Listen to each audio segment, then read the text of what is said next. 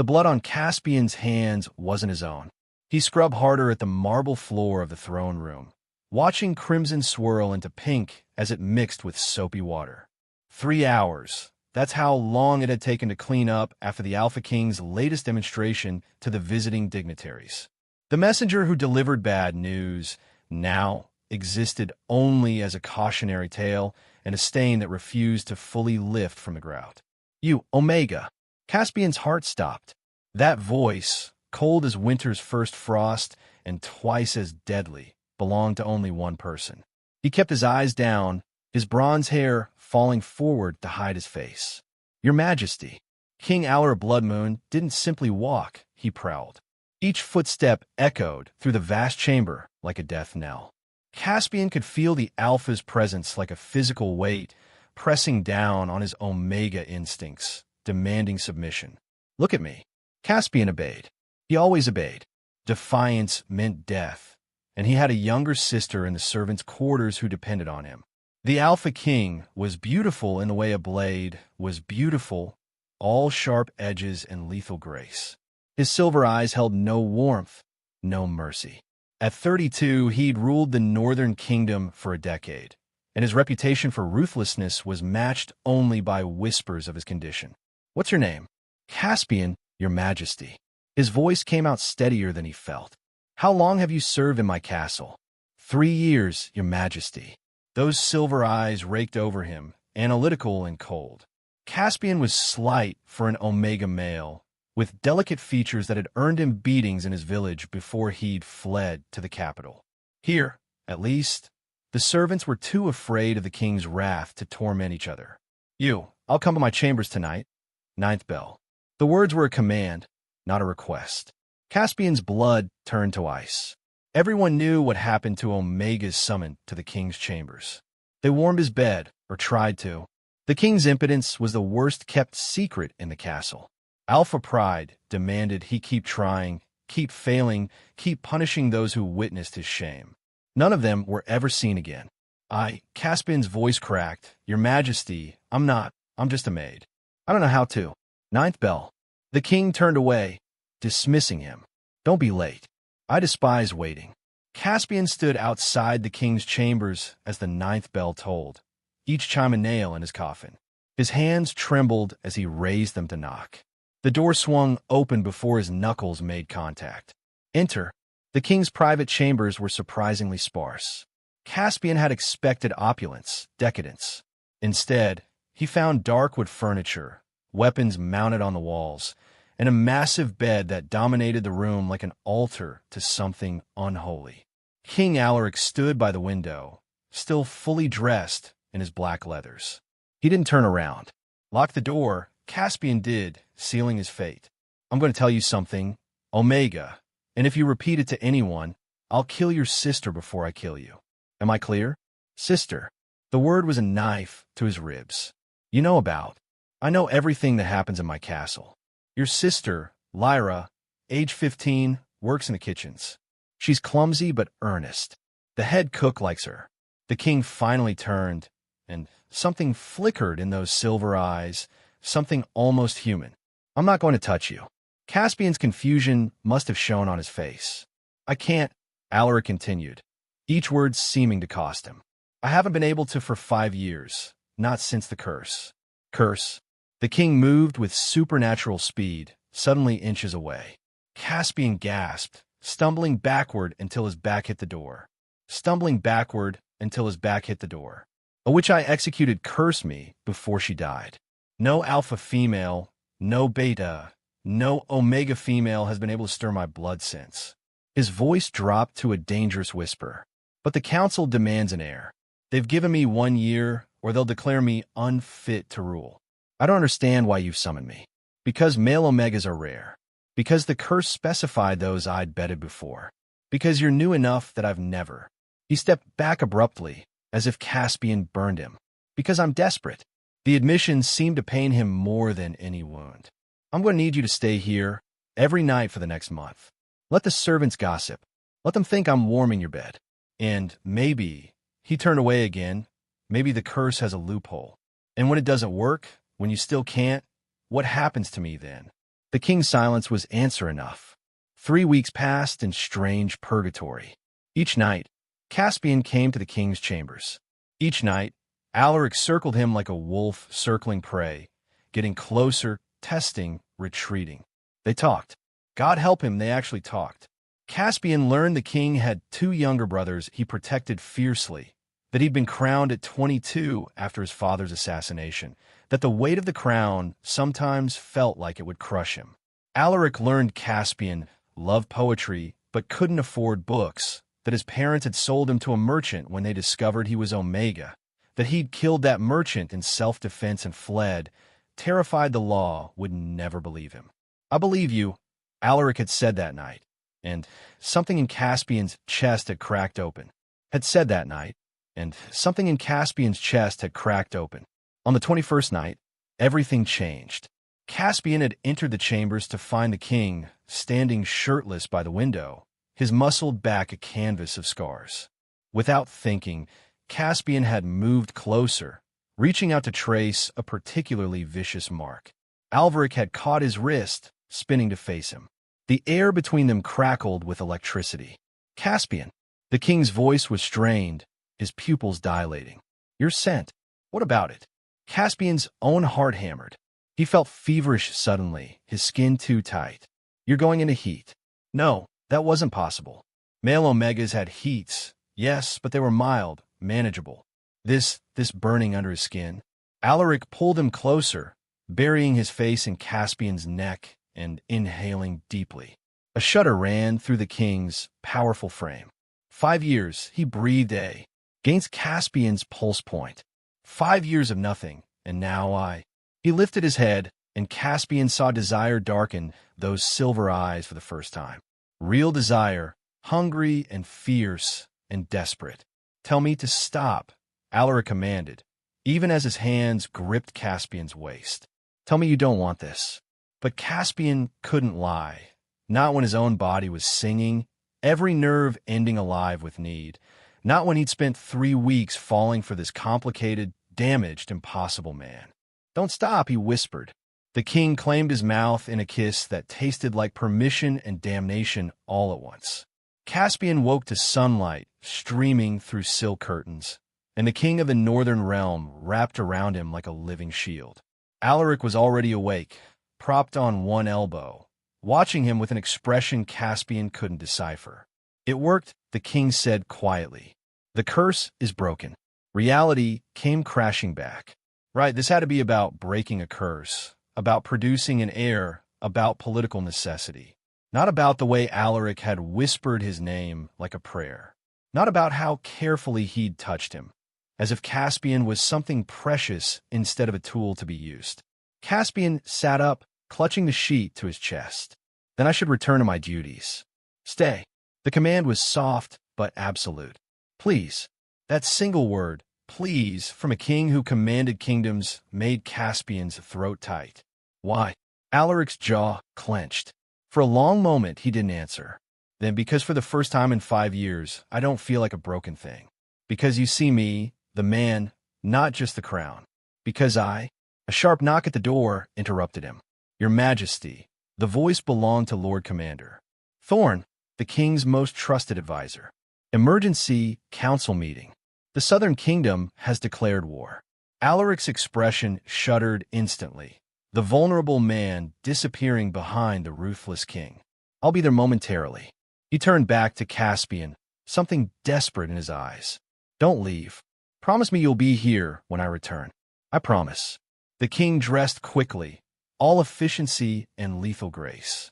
At the door, he paused. "This changes nothing between us. War or not, you're mine now." The possession in those words should have terrified Caspian. Instead, they made him feel safer than he'd felt in years. The war consumed everything. Alaric left for the southern border with his armies, leaving Caspian in the castle under heavy guard. "To protect you," the king had said, but Caspian understood the subtext, to control him. Weeks blurred into months. Letters arrived sporadically. "Victory here, setback there." Caspian devoured each word, searching for proof that Alaric was alive, unharmed. Then the sickness started. At first, Caspian thought it was anxiety. He couldn't keep food down, felt exhausted constantly. The castle physician examined him with pursed lips. Male omegas don't. The doctor started, then stopped. I need to run tests. 3 days later, the physician returned with an expression of absolute shock. You're pregnant, Your Grace. The title made Caspian flinch. I'm not. Word has spread that you're the king's favorite. The staff has been calling you that for weeks. The doctor's hands trembled as he held out a vial of dark liquid. This is for the nausea. Take it twice daily. Pregnant. With Alaric's child. With the heir, everyone said was impossible.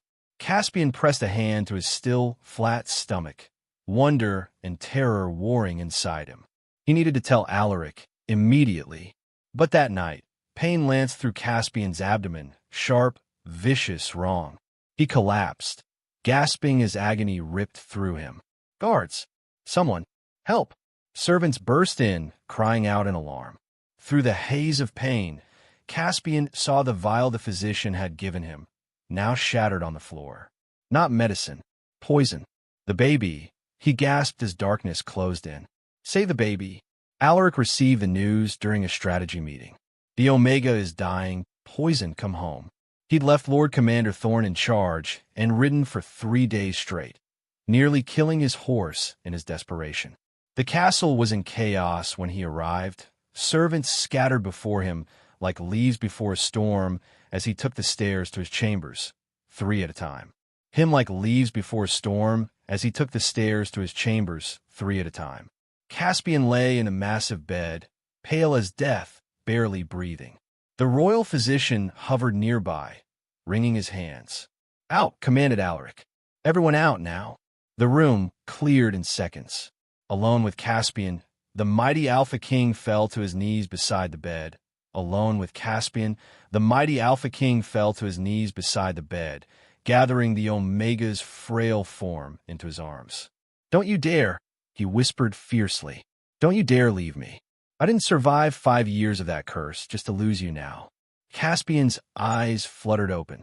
Alaric? I'm here. I'm here, love. The baby. Caspian's voice broke. Our baby. The world stopped spinning. Baby?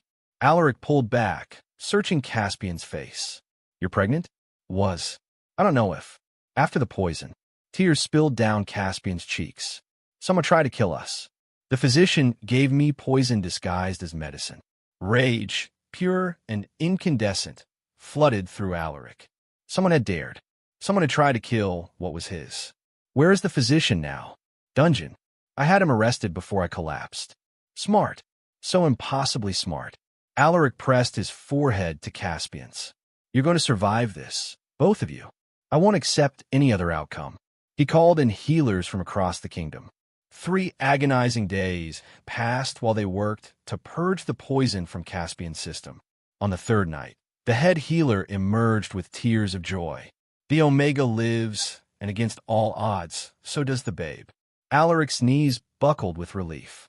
The physician broke under torture within an hour.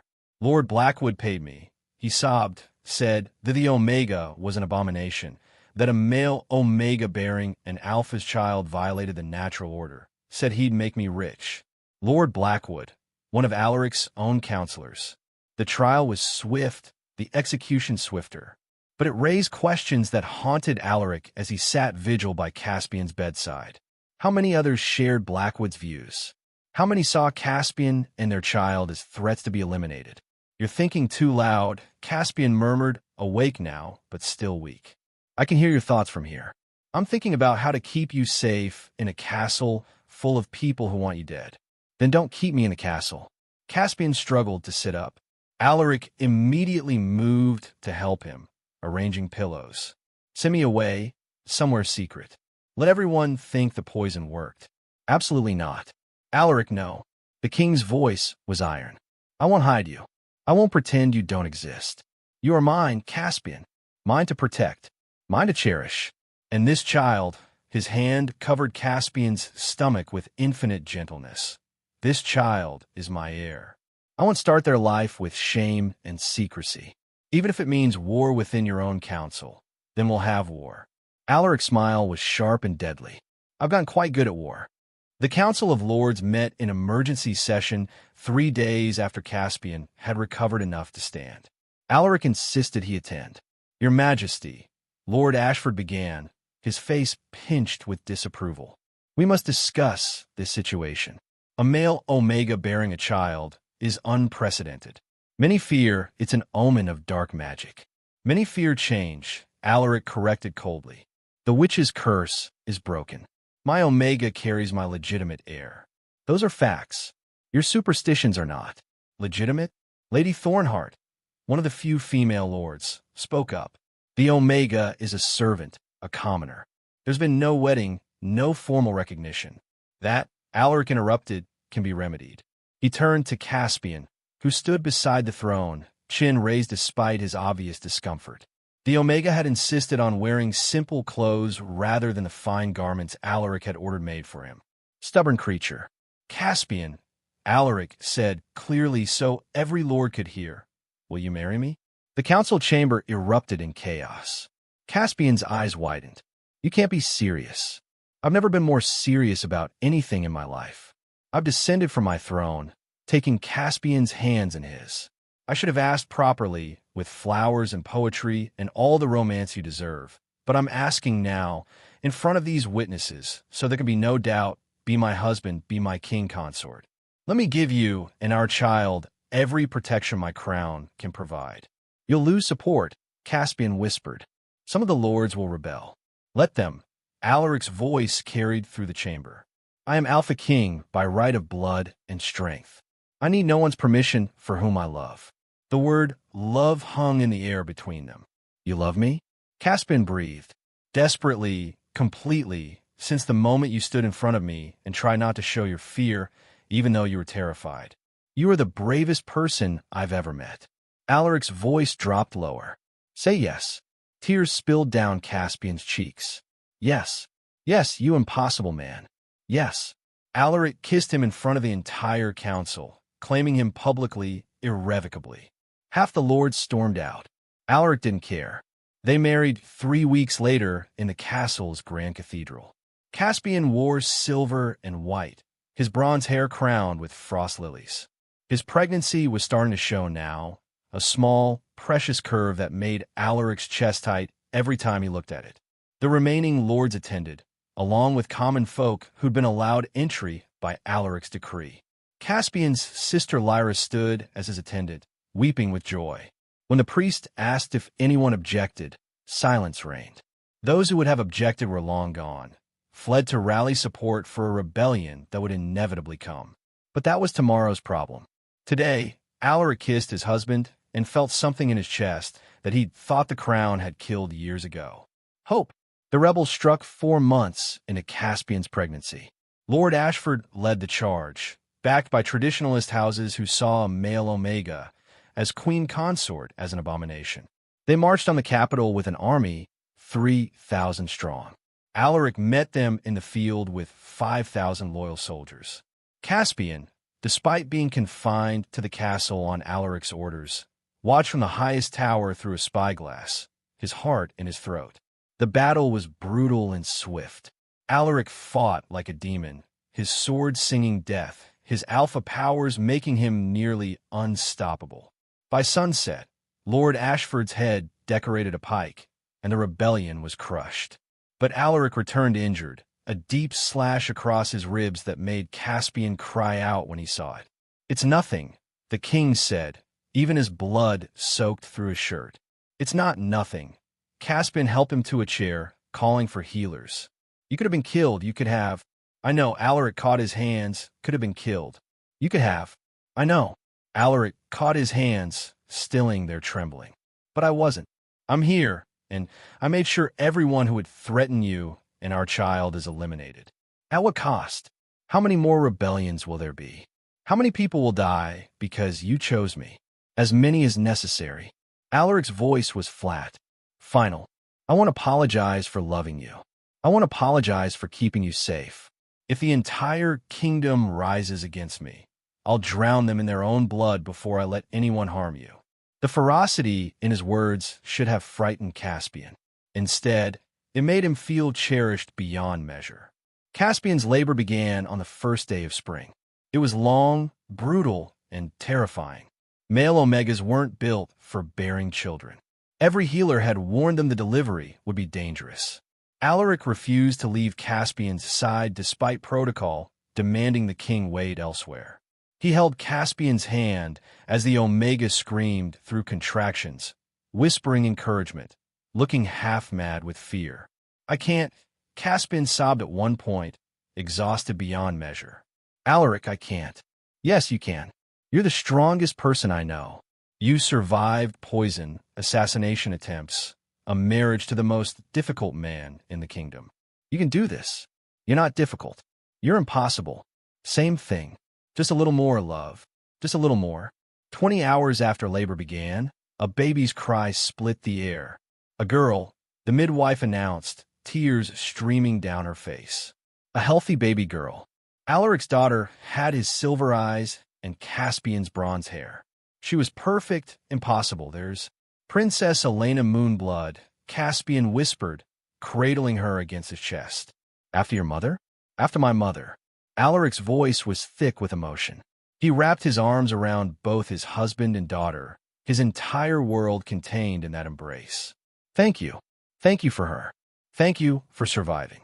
Thank you for loving you." Caspian smiled tiredly. "That part was easy." 5 years later, Princess Elena Moonblood, age 5, terrorized the castle staff with the confidence of someone who'd never been told no. She had her father's commanding presence and her dad's kind heart, a combination that made her absolutely unstoppable. Caspian watched from the garden as Alaric taught their daughter swordplay, both of them laughing as Elena scored a hit on the mighty Alpha King. A second child, a son named Marcus, slept peacefully in Caspian's arms, born just 6 months ago with minimal complications. "You look happy," said a familiar voice. Caspian turned to find his sister, Lyra, now head of the royal kitchen, approaching with tea. "I am happy," he admitted, terrifyingly so. "Sometimes I wake up certain this has all been a dream." "It's not a dream. You're really king consort to the most powerful alpha in the kingdom. You're really king consort to the most powerful alpha in the kingdom. You really have 2 impossible children, and that grumpy tyrant really does love you more than his own life." As if summoned by her words, Elric looked up, meeting Caspian's eyes across the garden. Even after 5 years of marriage, that gaze still made Caspian's heart race. The king excused himself from Elena and crossed to his husband, pressing a kiss to his temple and stroking Marcus's soft cheek. "What are you thinking about?" he murmured. "How unlikely all of this is. How many things had to go right for us to end up here? Or how many things went wrong first?" Alaric's arm came around Caspian's waist. "The curse, the poison, the rebellions. Would you change any of it if you could?" Alaric looked at their daughter playing in the flowers, at their son sleeping peacefully, at the husband who'd given him more than he'd ever dared hope for. "Not a single moment. Every scar, every battle, every impossible thing led me to you. I'd do it all again." Caspian leaned into his husband's warmth, watching sunset paint the sky in shades of gold and crimson. "So would I," he whispered. "So would I." The end.